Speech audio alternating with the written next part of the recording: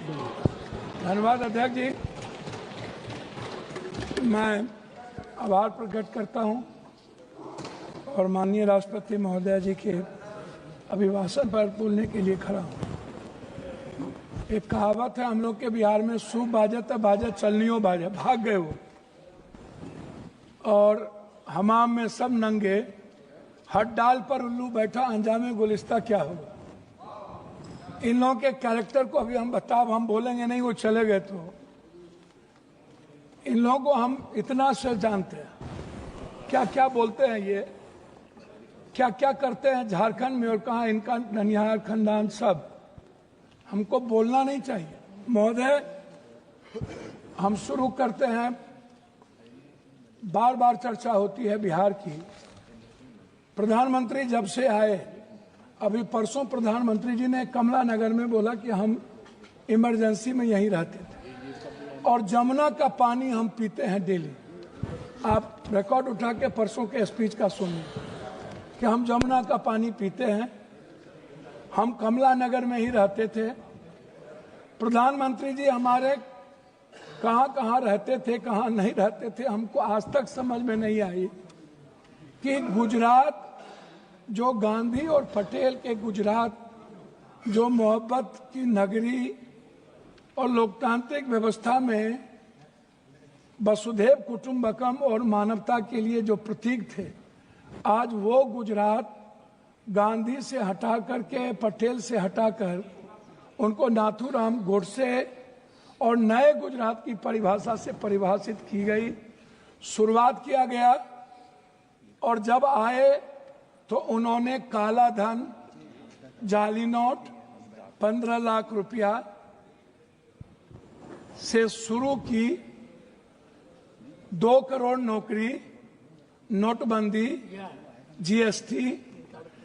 आप उठा करके देख लें, एक भी वादे पर दोबारा, इतना प्रधानमंत्री की नोटबंदी सबसे अहम घोषणा थी।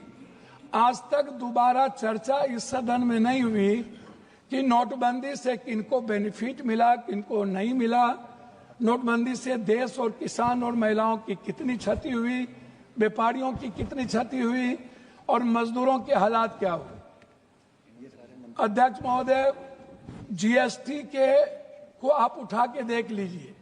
हर व्यक्ति के जेब से पेन, कलम, दवात, पेंसिल, चाय पत्ती, नमक, तेल, सब्जी, दाल, साड़ी, चप्पल, सब चीज पर 3 गुना जीएसटी। ये पैसा मिडिल क्लास के नीचे से लिया जा रहा है। पूरे देश में मिडिल क्लास के पास पैसे नहीं बचे, ना तो नोटबंदी के बाद और ना इतने करे जीएसटी लागू होने के बाद। तो नोटबंदी और जीएसटी को आधार कहा था। लोग कहते हैं हंडी के एक चावल से पता चलती है कि चावल पक गई। अब प्रधानमंत्री जी तिबारा आ गए, 3 बार देश के लोगों ने इन्हें बनाया। हम आपसे कहना चाहेंगे कि अभी जो कुंभ की बात है, प्रधानमंत्री जी हमारे हिंदू के सबसे बड़े, सनातन के विचारधारा कहते हैं कि मैं सबसे बड़ा हूं। मैं एक बाबा का नाम नहीं लूंगा लेकिन कोट करता हूं। उन्होंने कहा कि जो जो लोग मरे हैं वो मोक्ष चले गए। तो मैं चाहता हूं कि लगभग बाबा और नागा और जो नेता वहां जाते हैं और जो बड़े पैसे वाला, उनको भी डुबकी लगा के मर जाना चाहिए ताकि इन लोगों का कल्याण हो जाए। ये मोक्ष पे चले जाए। भैया सुनिए, मोक्ष में चले जाएं। बाबा लोग वो बोलते हैं कि बाबा ने कहा कि मोक्ष में चले गए, तो मैं चाह रहा हूं कि ऐसे बाबाओं को मोक्ष में चला जाना चाहिए। दूसरी बात, मैं अंडरस्टैंड यंग, वो साधु संतों बाबाओं को आशीर्वाद दे रहे हैं, बाबाओं को आशीर्वाद दे रहे हैं। जी जी जी। मैं भैया, दूसरा बात, उन्होंने अंडरस्टैंड यंग को ही उन्होंने 2000 करोड़ का लगभग उन्होंने ठेका दिया, जबकि 13 में 19 में इन्हीं को कुंभ मेला का ठेका दिया गया था। 4 लोग लगे, सारे मैनेजमेंट, टेक्निकल मैनेजमेंट से लेकर के सारे चीज इन्हीं को था। ये कौन है, इन पर क्या इंक्वायरी होगी? अध्यक्ष महोदय 487 करोड़ का बजट हुआ करता था नेहरू जी के समय, और अब 10,000 करोड़ का बजट है सिर्फ एक कुंभ मेला का। जब नेहरू जी के समय कुंभ में लोग मरे थे तो गिनती थी। जब दुनिया में सोशल मीडिया, इतने बड़े मीडिया प्लेटफॉर्म पे इतना बड़ा बड़ा हमारा मीडिया है, सब कुछ है, एक बार गिनती नहीं हुई, जबकि 600 से लगभग लोगों का कहना है, वहां आंखों देखे, मेरा नहीं कहना है, कि 300 और 600 के लगभग लोगों की लाशें गई और उसको हिंदू रीति से नहीं जलाया गया। क्या हमारे संस्कार इतने गिर गए कि हम हिंदू रीति से उसके लाश को भी नहीं जलाए? इस जानकारी का कोई आधार है? अब मैं दूसरी बात नहीं करूंगा। पप्पू जी, मैं दूसरी बात, अगर इस पार्लियामेंट से कहेंगे इतनी बड़ी संख्या, मैं इस जानकारी का आधार देंगे या आप ये कह देंगे आधार ही के रूप में 300 और 600 पर गए? हुजूर, मैं क्या कह, तो आप हमारे संरक्षक है, गार्जियन है, मैं अपनी बात उनके द्वारा कह रहा हूं। दूसरी बात, महोदय राष्ट्रपति भाषण में रोजगार की, नौकरी की, बीपीएससी का, यूपीएससी का, एसएससी का, नीट का, जो लगातार हमारे नेता राहुल गांधी इस सवाल को लेके बोलते रहे। बीपीएससी में हमारे बिहार के बच्चों को मारा गया, लगातार धरना पे हैं, हम कोर्ट गए, लगभग पेपर क्वेश्चन लीक आउट होता है इस देश में। क्या कभी किसी पेपर, क्या कभी मिडिल क्लास या ओबीसी या ईबीसी का बेटा अब कभी नौकरी कर पाएगा? 3 बार प्रधानमंत्री रहते हुए आदरणीय प्रधानमंत्री जी के कार्यकाल में रेलवे की वैकेंसी नहीं निकली, बैंकिंग की वैकेंसी नहीं निकली, लगभग अग्निवीर हो गया। और इतना ही नहीं, नियोजित और संविदा की खेती होगी, परमानेंट नौकरी अब नहीं मिलेगा, नौकरी लगभग प्राइवेट की ओर चला गया। तो प्राइवेट में तो अध्यक्ष जी आरक्षण है नहीं, तो ओबीसी, ईबीसी, एसटी, एससी का बच्चा तो गया। आपने तो हमला कर दिया है आरक्षण पर, 67% आरक्षण नहीं देंगे। अब जाति जनगणना की बात बीजेपी के मुंह से शोभा नहीं देती। मैं कुछ और नहीं कहूंगा, मैं सिर्फ इतना कहूंगा बिहार के बारे में कि जब बिहार की चर्चा होती है, जब ये लोग करते हैं, अभी मैं आपको एक ऐसा चीज दूंगा अध्यक्ष महोदय, एड्रल इंडस्ट्रियल सॉल्यूशन कंपनी, ये निजी कंपनी में सहारा इंडिया भी आता था।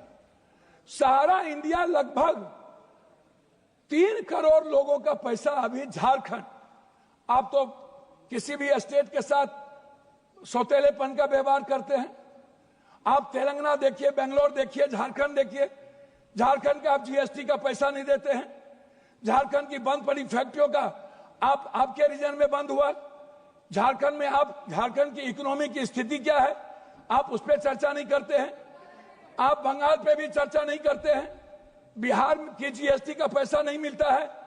तो जो लोग ये बात उठाते हैं, मेरा कहना क्या है अध्यक्ष महोदय कि एजुकेशन पर कितना बजट आप देखेंगे, ये मेरे पास है महोदय, 2014 में 7.4, 2024 घट के हो गया 6.4, 19 में 2020-21 में 6.6 की गिरावट आ गई आर्थिक विकास दर में। महंगाई की स्थिति आप देख लीजिए सर, ये कहते हैं ना लगभग 84 से 86 करोड़ को आप कौन सा चावल दे रहे हैं आजादी के बाद, कौन सा? 84 करोड़ 5 लाख चावल पर यह देश पैदा हुआ है। हम 140 में 84 करोड़ जीडीपी की बात करने वाला है। हम उनसे पूछना चाहेंगे कि मेरे रुपये की गिरावट कितनी है, मेरी वैल्यू कितनी है, कृपया सब और पर कैपिटा इनकम सर वही हम आपसे है। 9 मिनट हो गया। सर मैं बिहार के बारे में कह के बंद करता हूं, जब आप कह रहे हैं तो मेरा कहना आपसे ये है, अभी तक भी तो आप बिहार मेरा कहना ये है कि आप की जो विदेश नीति है, अभी बांग्लादेश, सर वही आ रहा हूं सर, बांग्लादेश गए थे आईएसआई के चीफ, 3 दिन वहां रहे। भूटान की आधी सरकार चीन में थी, हमारे प्रधानमंत्री बहुत मजबूत हैं। नेपाल के बॉर्डर पर पूरा का पूरा चीन का एयरपोर्ट बन गया, पूरा। सर पोखरा में जाके देखिए, वहां के सैनिक चैन की उतरते हैं। सर एएसआई के एजेंट क्या कर रहा था? सर भूटान के मंत्री चीन में आज 15 दिनों से क्या करते हैं?